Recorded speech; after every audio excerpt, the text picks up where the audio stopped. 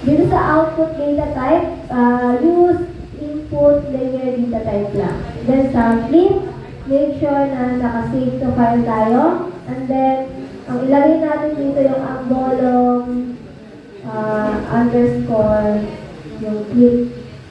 Okay? Yan. So, yung file name ng ating naka-flip na ang bolong, same lang siya dun sa modify. Buktungan nyo lang siya ng underscore flip. Okay? Alin? Okay. Doon sa ating sa taas, ulitin ko na lang. Okay, so para mag-flip tayo gamit itong mask layer, sa raster pa rin tayo pumunta, extraction, and then di ba kanina ang ginamit natin ay flip raster by extend. So ngayon, ang gagamitin natin ay by mask layer, kasi mask layer yung ating gagamitin.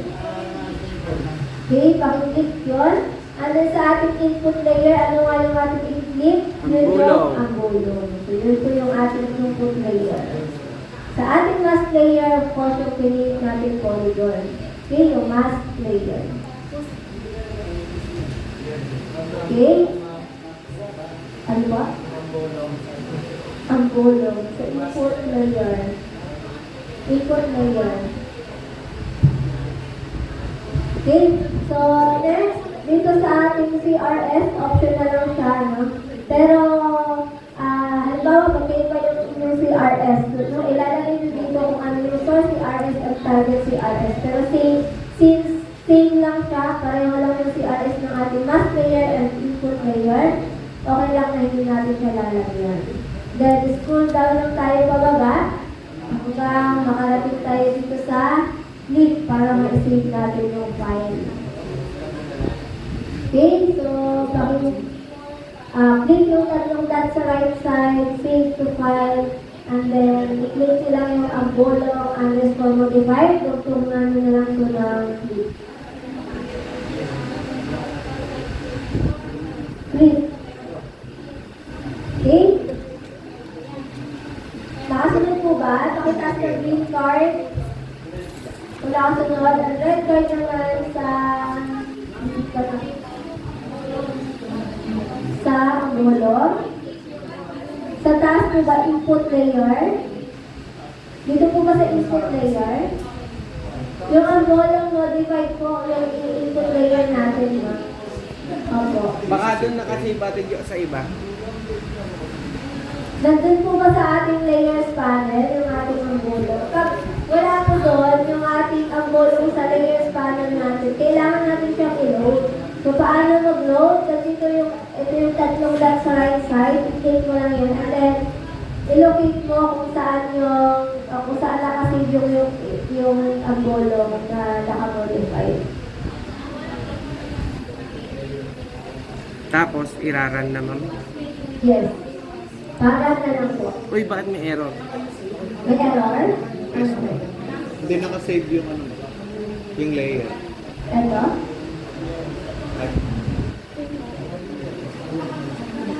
Okay naman. Error din sa Ano po error niya? Make sure na nakasave yung parameters nyo. Nakasave po ba yan? Yes, ma'am. And then sa taas, ang bolong, yung mask. Meron kayo nilagay sa source CRS. Save po ba tayo ng CRS? Yes po. Ano po ang error? Did not any cut line features?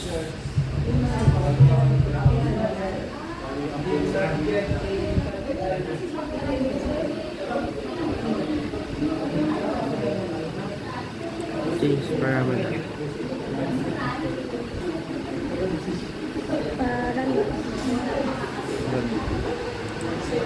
Di ba ito yan? Ang dami ko kasi. Yung modified na sir, parang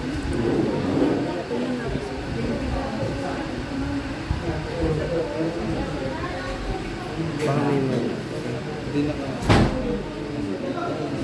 okay. Ang gagawin mo sir, ilipat ko yung file. ililipat mo siya. Huwag dito sa ano. Ililipat mo yung file mo. Nandun kasi sa kabila. Ayun, dumami na. Nandito.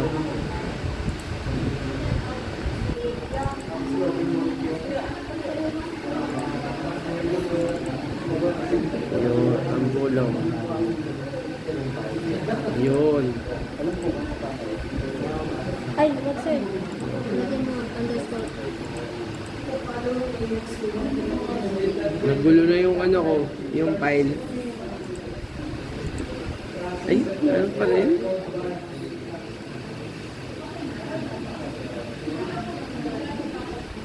Ma'am, nakasave ba yun? Sinave niyo po ba yun? Yung layer. Inside. Nakasave naman tong kay sir. Lupat na. Saan ba siya dati? Alisin mo siya sa drive si sir. Baka hindi siya makita sa drive. Dito lang mo. Sige mo sir. Alisin mo siya sa drive si.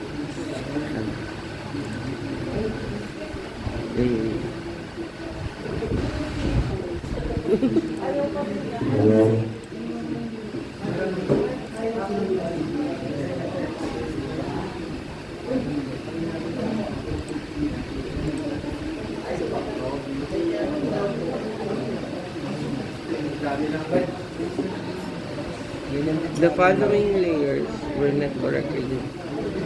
Error 1, ma'am, ganun din sa amin. Oh.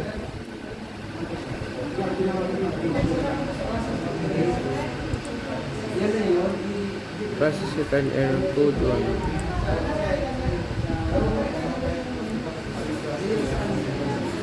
Okay.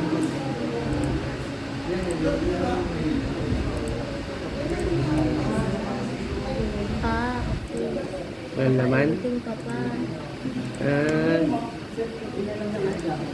Sige, ulitin mo. Ano nga ba?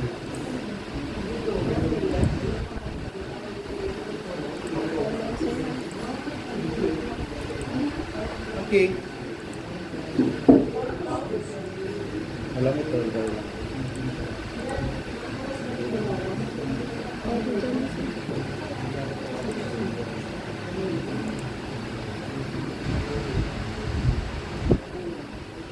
Ay.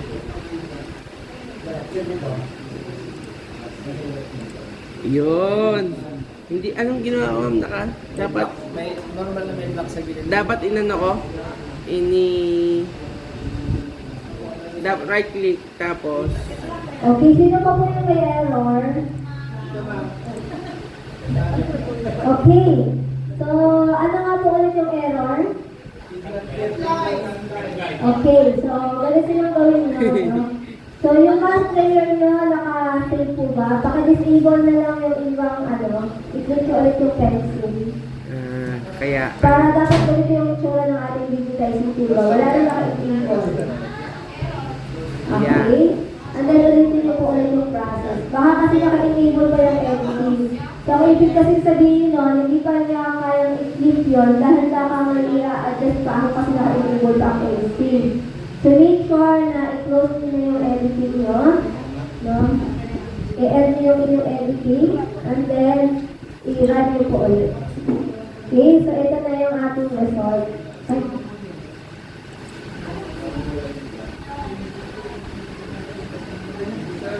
Ayan. Pero may napansin po ba kayo, mayroong naka-black. May black. So, paano natatanggal yung black? Paano natin tatanggalin ng black? right click. Doon ka lang sa ating pag-click. Doon ka lang sa ating pag-click, no? Dapat nakalagay na doon yung, wait lang ha, sa pag-click. Dito natin yung pag-click.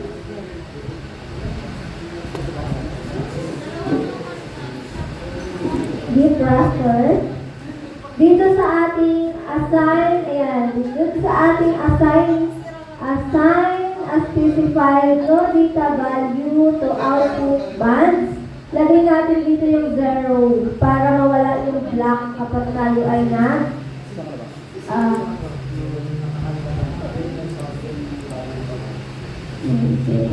Select mo yung modify. Dulo modify. Check. Ayun na yung ginapagawa ko.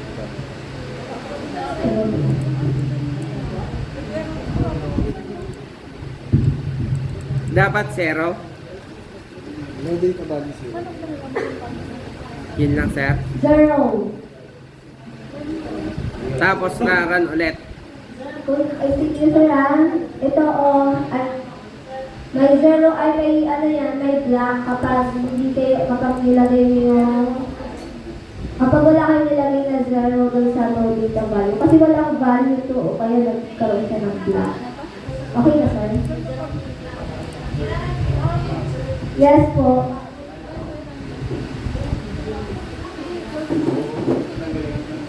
Ay, bakit na si ano?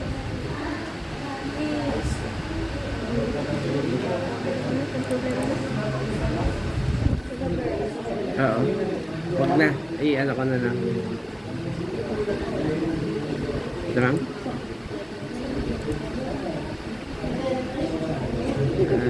Ayaw niyo. Okay naman siya.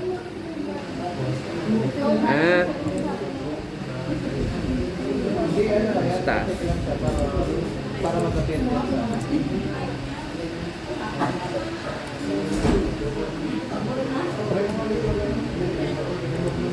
Igawa ko na lang kaya ng ano. Tapos click ka ulit ng bago. Ay ano, layer ka ulit.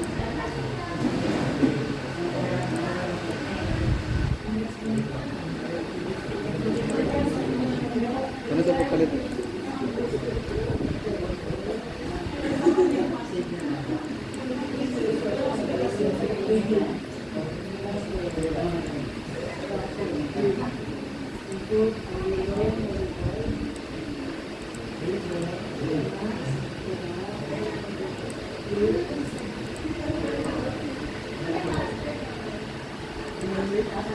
Okay na, ma'am. Yes. Ang Nag-new na lang ako. Hindi. Ano ko muna? Back. Ayan. So, dapat ganito yung kanyang isura, no? So, ulitin ko, pag nag-click kayo ng mask, no?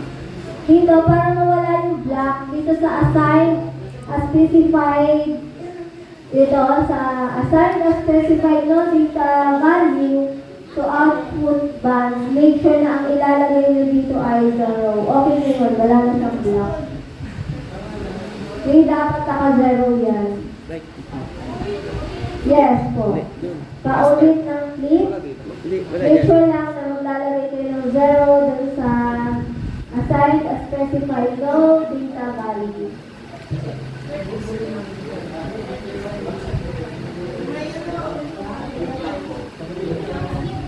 Yung black, para mawala itong black sir, paulit ng pag-click and then make sure na ilagyan ito. Same information kanina, padagdag lang itong assign specified no data value. Lagyan ito ng 0.